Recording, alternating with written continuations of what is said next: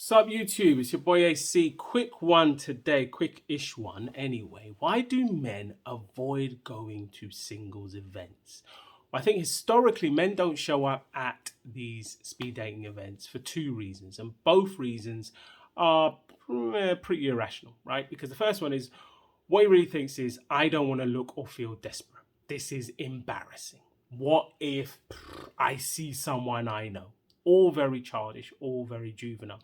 And I actually think that dating apps have exacerbated this issue because they're so convenient, right? And they represent a far lower risk to the delicate male ego than attending a real event and seeing real people.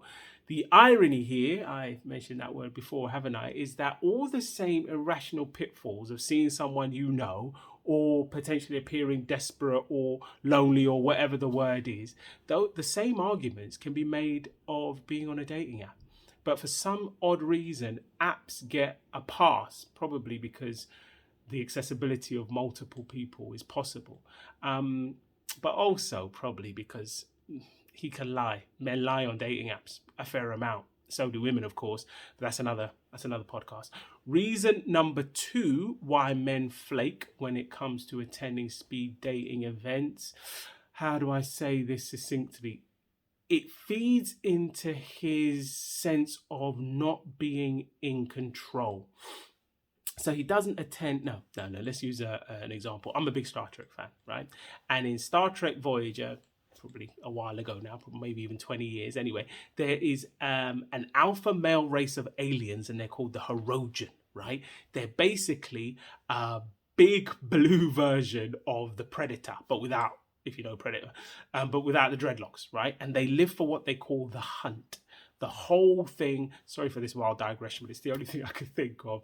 The whole thing I'm trying to get to is it's very primal, it's very basic, because what he really thinks is it's that he needs to be doing the quote unquote hunting. He needs to be doing the pursuing. That's the essence of being him. It's almost unmanly if he doesn't. And, you know, going back to dating apps, which I have nothing against, it's just irrational to think that, you know, swiping left or right somehow makes a guy feel less weak or needy. Somehow that a more natural, less contrived environment has become the one on his mobile phone.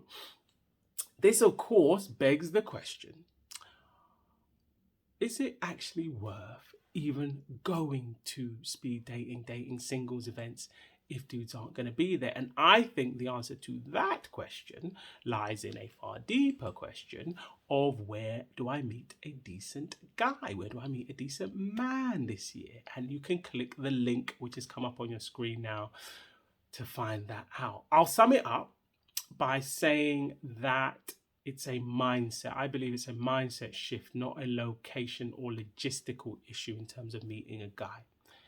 Men may well be shying away from singles dating events, but they're not shying away from speaking to women in the supermarket or on the street or at the coffee shop or, unfortunately, even at the gym, right? Imagine you put that same energy and expectation of meeting someone new, irrespective of the location, wherever you are, almost as if the world was your free singles, as crazy as this sounds, a free singles event, right? That's how men operate. The real question is, are you willing to put out that same energy? Because if you are, then this next video, which again has come up on the screen, would definitely be for you. Heart emoji. See you next time, because that's what he really thinks.